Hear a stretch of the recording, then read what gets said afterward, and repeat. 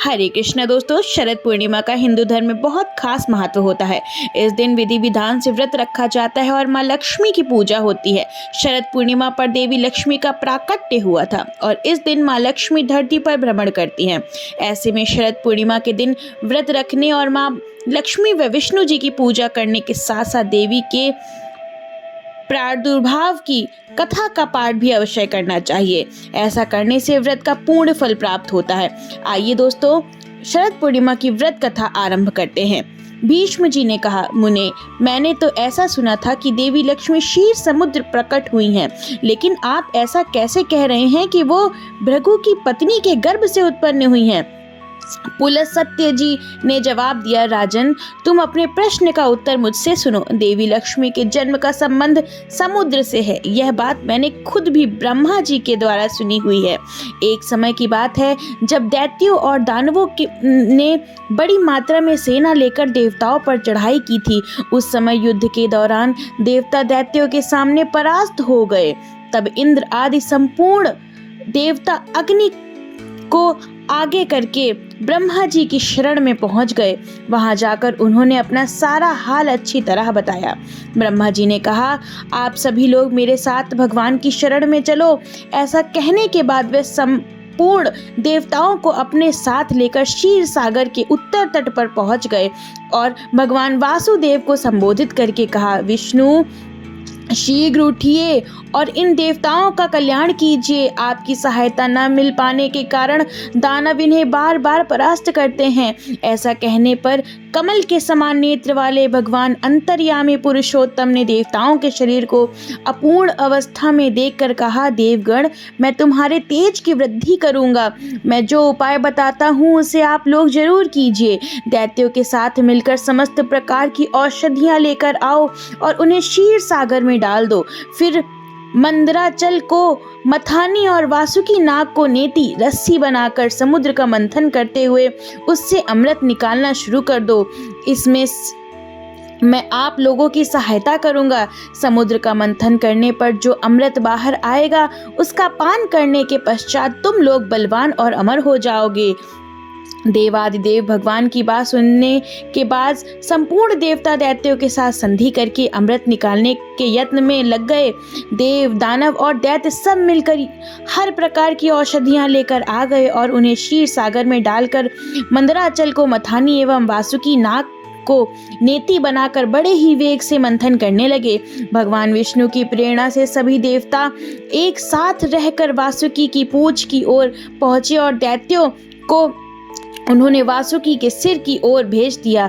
भीष्म जी वासुकी के मुख की सांस तथा विषाग्नि से झुलसने के कारण सब दैत्य निस्तेज हो गए। क्षीर समुद्र के बीच में ब्रह्मवेत्ताओं के श्रेष्ठ भगवान ब्रह्मा तथा ब्रह्मा तेजस्वी महादेव जी कच्छ स्वरूप धारी श्री विष्णु की पीठ पर खड़े होकर अपनी भुजाओं से कमल की भांति मंदराचल को पकड़े हुए थे और स्वयं भगवान श्री हरि क्रूम्र रूप धारण करके क्षीर सागर के अंदर देवताओं और दैत्यों के बीच में मौजूद थे।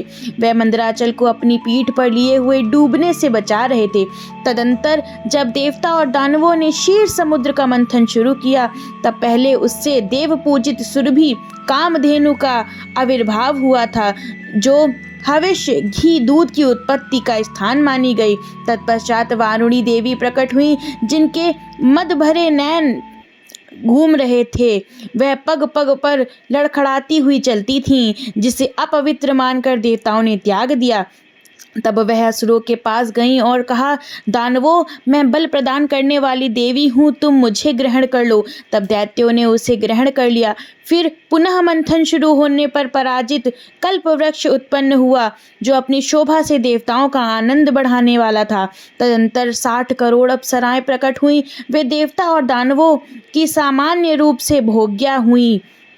जो कोई भी पुण्य कर्म करने के बाद देवलोक में जाते हैं, उनका भी उन पर समान अधिकार रहता है। इसके बाद शीतल किरणों वाले चंद्रमा का प्रादुर्भाव हुआ, जो देवताओं को आनंद प्रदान करने वाले थे। उन्हें भगवान शंकर ने अपने लिए मांगते हुए कहा, देवताओं, ये चंद्रमा मेरी जटाओं के आभूषण होंगे, अतः मैंने इन्हें लेता हूँ।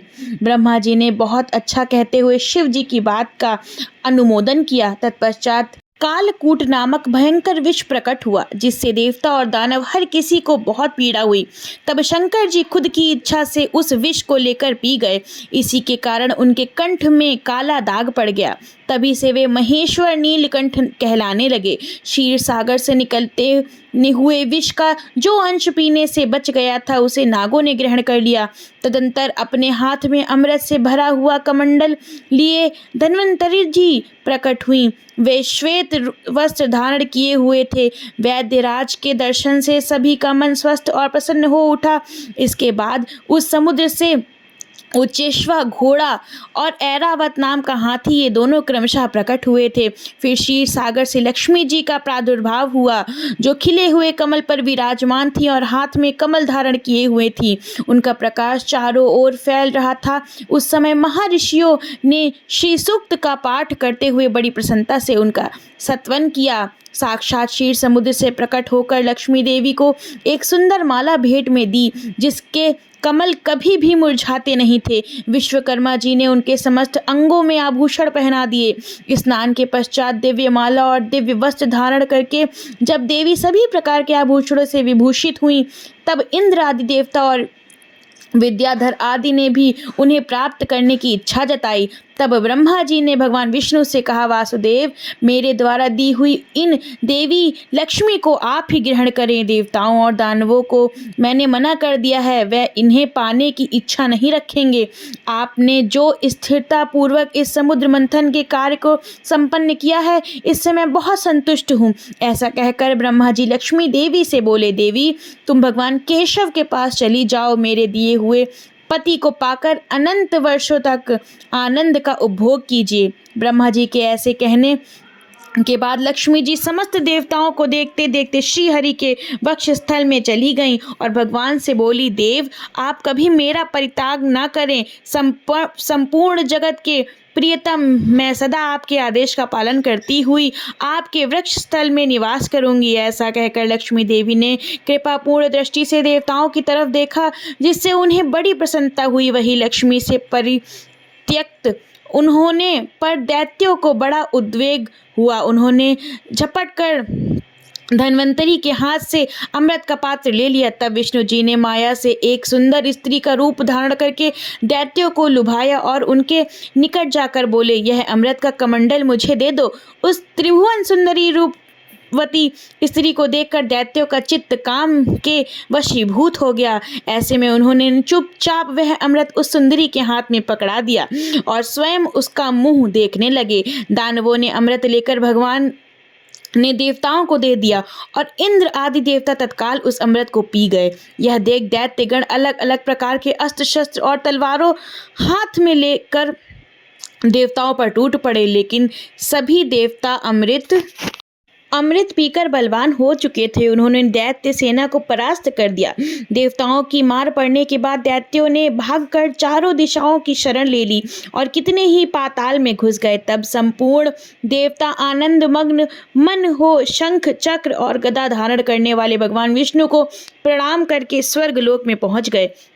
तभी से सूर्य देव की प्रभा स्वच्छ हो गई और वे अपने मार्ग से चलने लगे। भगवान अग्निदेव भी मनोहर दीप्ति से युक्त हो प्रज्वलित होने लगे और सब प्राणियों का मन धर्म में संलग्न रहने लगा। भगवान विष्णु से सुरक्षित होने के बाद समस्त त्रिलोकी श्री संपन्न हो गई।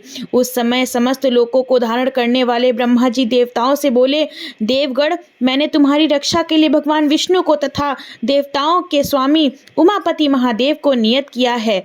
वे दोनों तुम्हारे योग क्षेम का निर्वाह करेंगे। तुम सदैव उनकी उपासना करते रहो, क्योंकि वे तुम्हारा कल्याण करने वाले हैं। उपासना करने से ये दोनों महानुभाव हमेशा तुम्हारे क्षेम के साधक और वरदायक होंगे। ऐसा ऐसा कहकर भगवान ब्रह्मा जी अपने धाम को चले गए। उनके जाने के पश्चात इंद्र ने देवलोक की राह ले ली। तत्पश्चात श्री हरि और शिव जी भी अपने अपने धाम बैकुंठ एवं कैलाश में जा पहुंचे। तदंतर देवराज इंद्र तीनों लोकों की रक्षा करने लगे। महाभाग इस प्रकार लक्ष्मी जी क्षीर सागर से प्रकट हुई और इसी प्रकार शरद पूर्णिमा की यह कथा समाप्त हुई। श्रोताओं, अगर आपको यह कथा अच्छी लगी हो तो वीडियो को लाइक करें, शेयर करें और चैनल को सब्सक्राइब करना बिल्कुल ना भूलें। हमारे चैनल पर इसी तरह व्रत उपवास की सभी कथाएं सुनाई जाती हैं, सभी तिथि त्योहार के बारे में बताया जाता है। श्री हरि विष्णु, राधे राधे।